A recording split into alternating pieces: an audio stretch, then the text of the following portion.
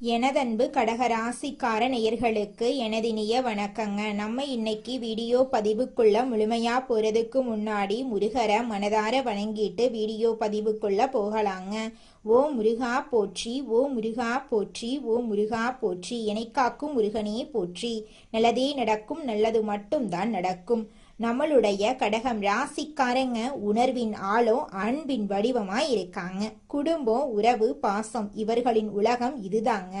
வெளியில மென்மையா இருப்பாங்க, உள்ளுக்குள்ள மிகுந்த வலிமையோட இருப்பாங்க. அடுத்தவங்க செய்ய முடியாதுன்னு ஒதுக்கி வச்ச காரியத்தை கூட அழகா திட்டம் தீட்டி முயற்சி பண்ணி அந்த காரியத்துல வெற்றி அடையக்கூடியவங்களா இவங்க இருப்பாங்க.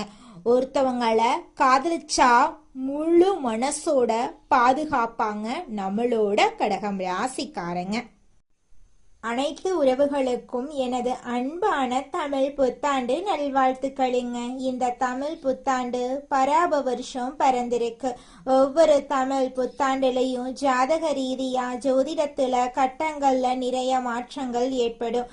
அதுல இந்த காலகட்டத்துல சூரியன், சந்திரன், அங்காரகன், புதன், குரு, செவ்வாய், சுக்கிரன், சனி, ராகு, கேது ஆகிய கிரகங்கள் இந்த வருஷத்துல எப்படி சஞ்சாரம் செய்ய போறாங்க, அதற்கு எப்படி நமக்கு பலன்கள் கிடைக்க போறது அப்படிங்கறத பத்தி இப்ப நாம தெரிஞ்சுக்க போறேங்க.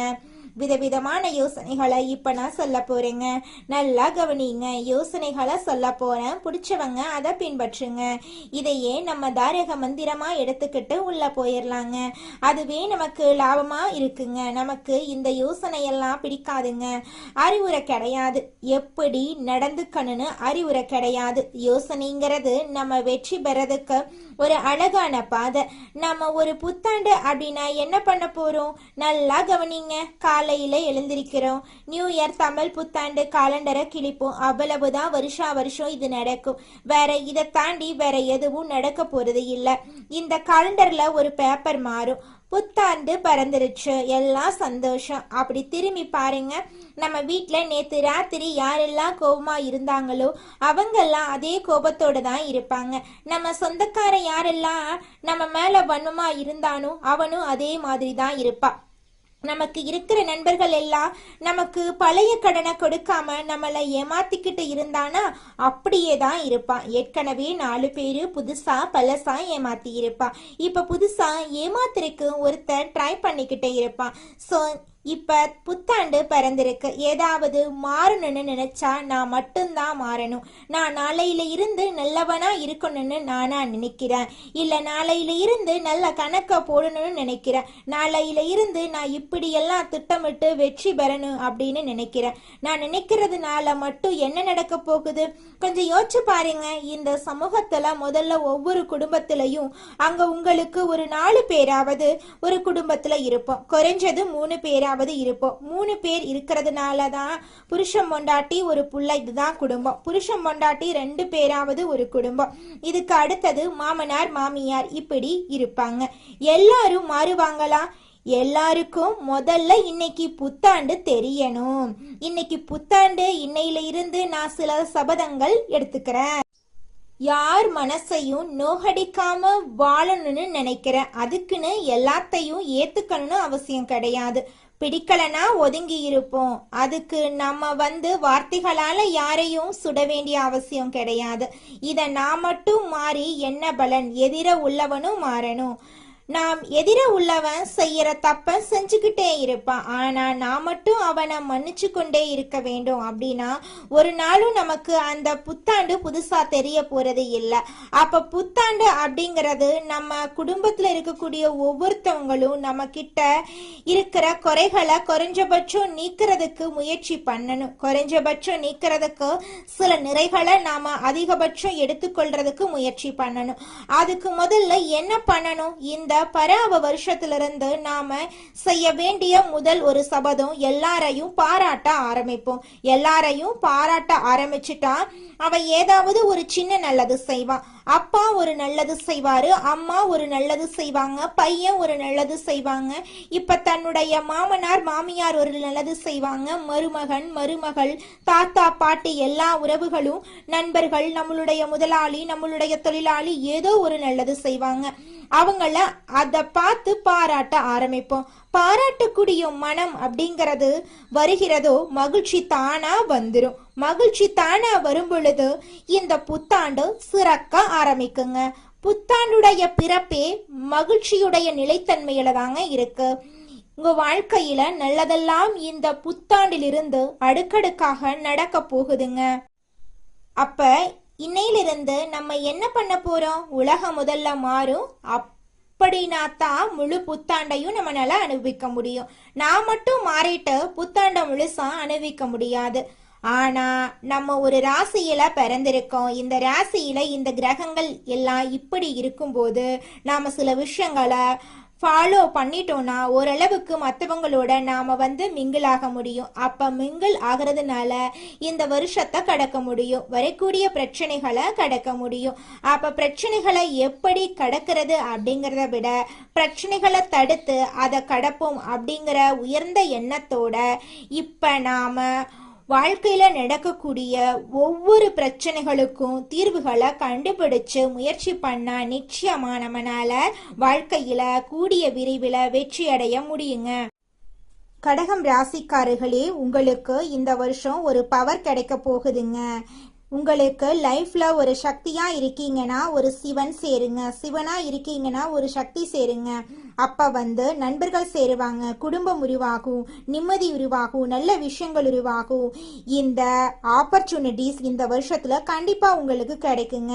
இதுக்கு நான் ஒண்ணுதான் செய்யணும். என்ன செய்யணும்? கடக ராசியில பிறந்துட்டேன்னு முதல்ல நீங்க கவலைப்படக்கூடாது. கடந்த காலத்துல நடந்த விஷயங்கள் எல்லாம் எண்ணத்துக்கு ஏதோ ஒரு விஷயத்த சொல்லி கொடுத்திருக்கு அப்படிங்கிற நம்பிக்கை புரட்சிய இப்ப நாம பண்ணணும். நாம தோத்து போக மாட்டோம். வருத்தமே பட வேண்டாம். சரிக்கு சாமா நிப்போம், மல்லு கட்டுவோம். சரிக்கு சாமா நின்னா நிச்சயமா நம்மளால வாழ்க்கையில ஜெயிக்க முடியுங்க. உதாரணமா 50க்கு 50 அதுதாங்க சரிக்கு சமம். ஒரு தராசுல ஒரு கல்லை வச்சாச்சு. கல்லுக்கு ஏத்த பொருளை ஏத்துனாதான் அந்த கல்லு தூக்கி தராசு நிலைக்கு வரும்.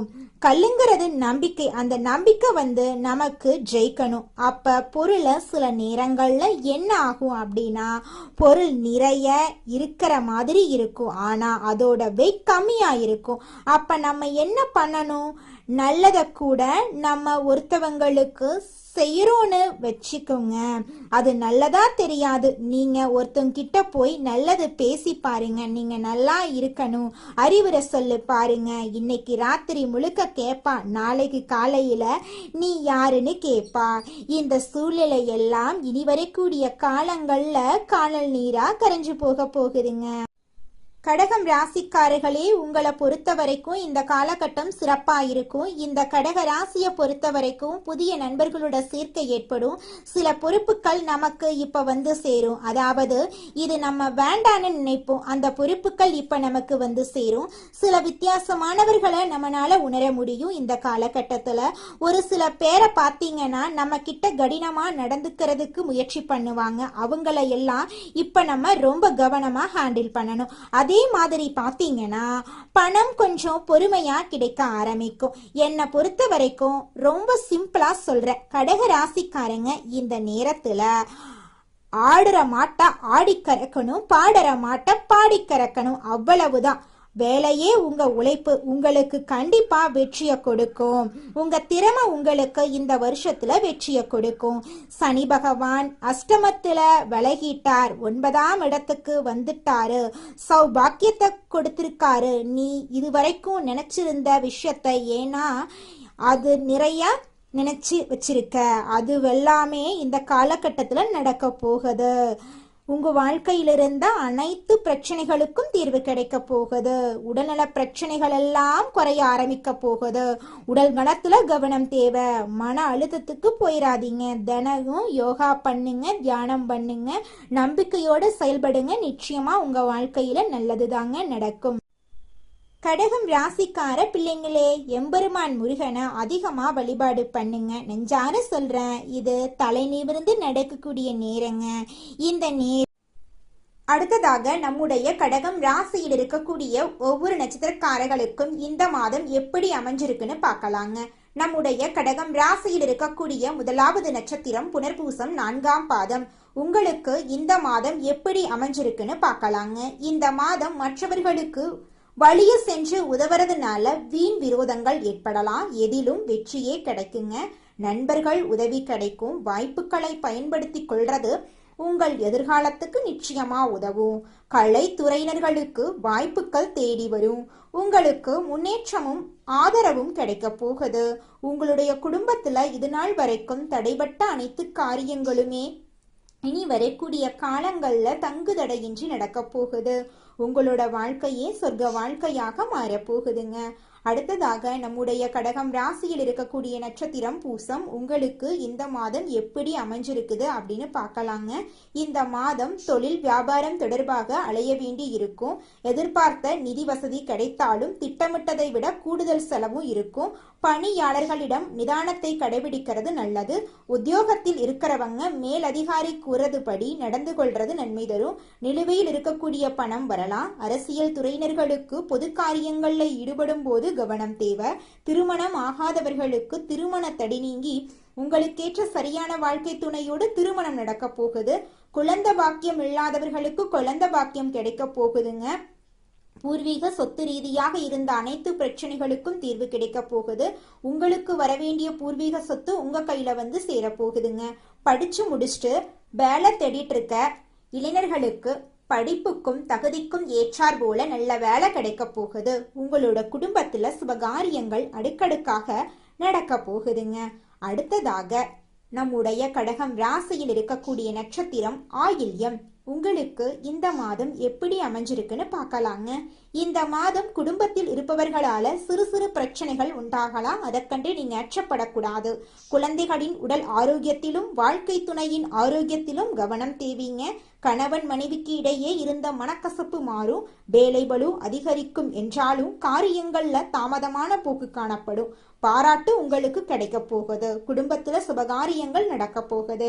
உங்களை வேண்டான்னு இதுநாள் வரைக்கும் உதறி தள்ளிட்டு போன சொந்த பந்தங்கள் எல்லோருமே இனி வரக்கூடிய காலங்கள்ல உங்களை தேடி வரப்போறாங்க.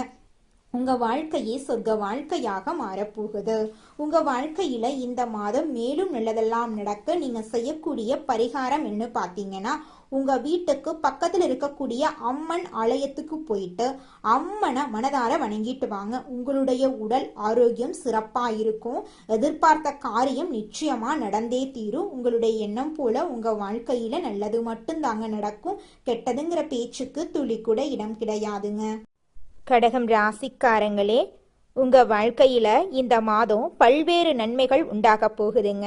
கடினமான பணிகளை செய்து முடிக்கும் துணிச்சல் உங்க மனசுல ஏற்பட போகுதுங்க. காரிய வெற்றியால மனசுல சந்தோஷம் உண்டாக போகுதுங்க. இருக்கும் இடத்தை விட்டு வெளியில சென்று தங்க நேரிடலாங்க. அதை கண்டு நீங்க அச்சப்பட வேண்டாங்க. வீட்டு வேலைகளை எளிமையா நீங்க செஞ்சு முடிக்க போறீங்க. பெண்களே, தொழில் வியாபாரம் மிகவும் சிறப்பா இருக்க போகுதுங்க. பண வரத்து எதிர்பார்த்தபடி இருக்குங்க. வியாபாரம் மற்றும் தொழிலை விரிவுபடுத்த திட்டம் தீட்ட போறீங்க. பயணங்கள் உங்களுக்கு சாதகமா இருக்க போகுது. உத்தியோகத்துல இருக்கிறவங்களுக்கு முன்னேற்றம் அடையக்கூடிய மாதமாக இந்த மாதம் அமைஞ்சிருக்குதுங்க. வேலை பற்றிய கவலை நீங்க போகுதுங்க. நிர்வாகத்தின் ஆதரவு உங்களுக்கு இருக்க போகுதுங்க. குடும்பத்துல ஏதாவது ஒரு விஷயம் தொடர்பாக வாக்குவாதம் ஏற்படலாம். அதை கண்டு நீங்க அச்சப்பட வேண்டாம். நிதானமா பொறுப்பா செயல்படுங்க. கணவன் மனைவி அனுசரித்து செல்றது நல்லதுங்க. நண்பர்கள் உறவினர்களுடன் மனஸ்தாபங்கள் உண்டாகலாம். அதை கண்டு நீங்க பயப்பட வேண்டாம். எச்சரிக்கையா இருக்கிறது உங்களுக்கு ரொம்பவும் நல்லதுங்க. பெண்களுக்கு எந்த ஒரு காரியத்தையும் செய்து முடிக்க கூடுதல் நேரம் உழைக்க வேண்டி இருக்குங்க. பணவரத்து எதிர்பார்த்தபடி இருக்குங்க. வாக்குவாதங்களை தவிர்ப்பது ரொம்பவும் நல்லதுங்க. மாணவர்களுக்கு மற்றவங்களை அனுசரித்து செல்றது நன்மை தருங்க. விளையாட்டுக்கள்ல கவனம் செலுத்துவதுடன் கல்வியில கூடுதல் கவனம் செலுத்துறது உங்க வாழ்க்கைக்கு ரொம்பவும் நன்மையை கொண்டு வந்து சேர்க்குங்க. கலைத்துறையினர் மிகவும் மகிழ்ச்சியாகவும் ஆர்வமாகவும் காணப்பட போறீங்க. வெற்றிகள் நிறைய உங்களுக்கு கிடைக்க போகுது. தூரதேச பயணம் நீங்க மேற்கொள்ள போறீங்க. அரசியல்வாதிகள் வாக்கெடுக்கும் போது கவனமா இருக்கணுங்க. தேவையில்லாத இடங்கள்ல நிறைய நீங்க பேச வேண்டாங்க. கவனமா இருங்க. உங்க வாழ்க்கையில இது நாள் வரைக்கும் தடைபட்ட அனைத்து காரியங்களுமே இனி வரக்கூடிய காலங்கள்ல தங்குதடையின்றி நடக்க போகுதுங்க. நாம நல்லா இருக்கணும் அப்படின்னா நமக்கு பிடிச்ச விஷயங்களை நாம சிந்திக்க ஆரம்பிப்போம். பிடிச்ச விஷயங்களை மட்டும் செய்யலாம். நமக்கு பிடிச்ச மாதிரி வாழ ஆரம்பிப்போம். மற்றவங்களை ரொம்ப மைண்ட்ல எடுத்துக்கிட்டு நம்மளோட சந்தோஷத்தை தொலைச்சிட வேண்டாம். இந்த உலகம் ஒரு சூது கவக்கூடிய உலகமா இருக்கு. இந்த குடும்பங்கள் சூது கவக்கூடிய குடும்பங்களா இருக்கு. குடும்ப உறுப்பினர்களும் அப்படித்தான் நடந்துக்கிறாங்க. நிறைய பேர் வீட்டுல பொய் சொல்றாங்க, உண்மையா இருக்கிற மாட்டேங்கிறாங்க. ஒட்டு மொத்த ஒரு உலகத்தையும் நம்மளோட ஒரு ஆளால திருத்தலாம் முடியாதுங்க. எல்லோரும் திருந்துறதுக்கு முயற்சி பண்ணாதான் எல்லாரையும் திருத்த முடியும்.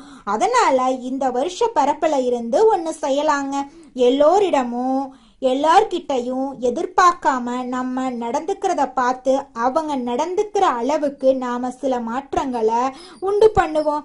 நம்ம நல்லதா நடந்துக்க ஆரம்பிப்போம். இந்த உலகமும் நல்ல விதமா நடந்துக்க ஆரம்பிக்கும். ஸோ நம்ம விதை எதை போடுறோமோ அதை கண்டிப்பா பயிர் அறுவடை செய்வோம். இந்த வருஷம் ரொம்ப சிறப்பா இருக்கும். எல்லாரும் உடல் நலத்தோட சந்தோஷமான வாழ்க்கைய வாழ போறீங்க. களையாத கல்வி, குறையாத வயது, கவடு வராத நட்பு, கன்றாத வளமை, குன்றாத இளமை, கழுவினி இல்லாத உடல், சடியாத மனம், அன்பகலாத கணவன் மனைவி உறவு, நண்பர்கள். ஏன்னா நான் கொஞ்சம் மாத்தித்தான் இந்த இடத்துல சொல்றேன். எல்லாமே இதுல வரணும்னா அன்பகலாத, தவறாத சந்தானம், தாழாத கீர்த்தி, மாறாத வார்த்தை, தடைகள் வராத கொடை, நம்ம கொடுக்கறத கூட இன்னொருத்தன் தடுத்து நிறுத்திடக்கூடாது. தடைகள் வராத கொடை, தொலையாத நிதி, இதயம் கோணாத கோல், ஒரு துன்பமில்லாத நல்வாழ்வு கிடைக்க பராசக்தி அபிராமி அன்னையை வணங்கி நம்மளுடைய புத்தாண்டை தொடங்கலாங்க. நிச்சயமாக நம்மளுக்கு இந்த புத்தாண்டுல நல்லது தாங்க நடக்கும். இந்த புத்தாண்டு சிறப்பாக இருக்கும். மன நம்பிக்கையும் மன தைரியமும் முதல்ல நம்ம விதைக்கலாம். எதுவும் நம்மளால் முடியும். நன்மையும் தீமையும் நம்மளாதான் வருது. நம்ம செயலாலதான் வருது, சொல்லாலதான் வருது. நல்லதே செய்வோம், நல்லதை செய்வோம், நல்லதே நடக்கும்.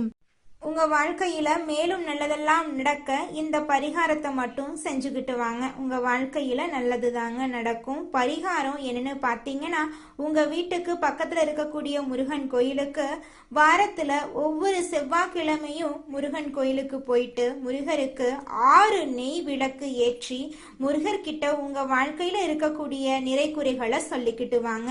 கூடிய விரைவில் உங்க வாழ்க்கையில இருக்கக்கூடிய பிரச்சனைகள் எல்லாமே காணல் நீரா கரைஞ்சு போயிடும். உங்க வாழ்க்கையில இனி வரக்கூடிய காலங்கள்ல தடை, தாமதம், கவலை, துன்பங்கள் எல்லாம் வரவே வராது. நல்லது தாங்க நடக்கும். நல்லது மட்டும் தாங்க நடக்கும். நன்றி, வணக்கம்.